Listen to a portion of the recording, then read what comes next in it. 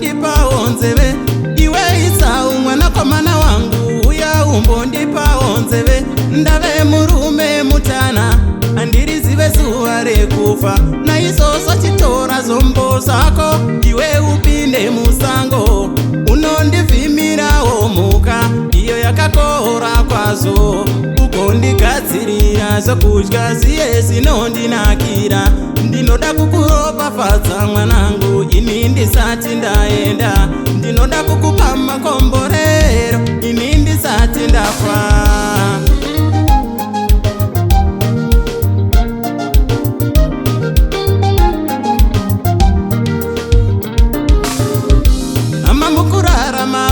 Manzi ayangagare pamoyo, hakuna kunamata kwatingaita pano panyika.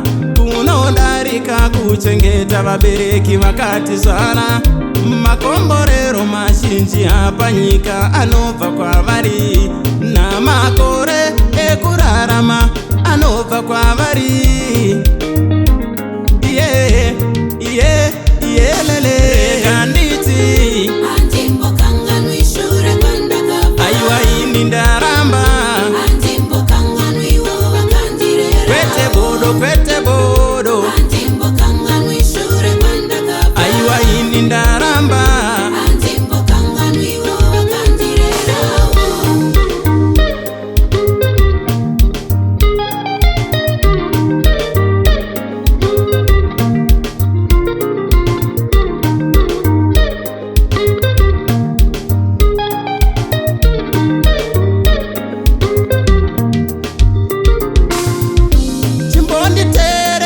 Suzeni bata vamwene zvakanaka, tinomutenda Linda anobata vamwene zvakanaka.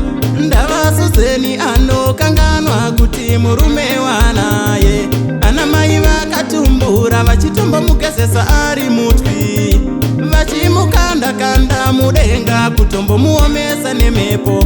Pose pane ronda nezvakuswa vanopaziva kupfuura iwe. Suzeni wapindwa neiko uzowoshungurudza vamwene. Suzeni mweya rudziko wakushayisawo. Rega nditi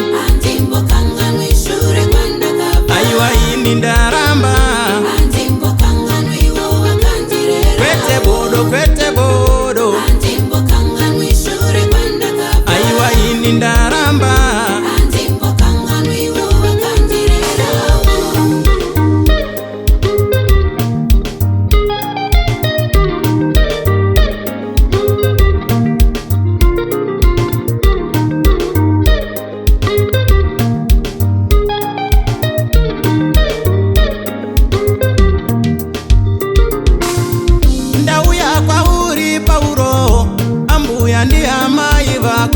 Mwana waunaye uyo ziva kuti akaberekwa, vabereki vakamuzara vanoda kuchengetwawo newe. Amai vemudzimai wako newe ndi amai vako.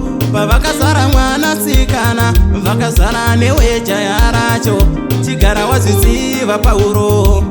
Iye lele vabereki vemukadzi wako vanoda kuchengetwawo newe. Iye vanoda kuchengetwawo newe. Rega nditi aiwa ini ndaramba. Kwete bodo kwete bodo aiwa ini ndaramba.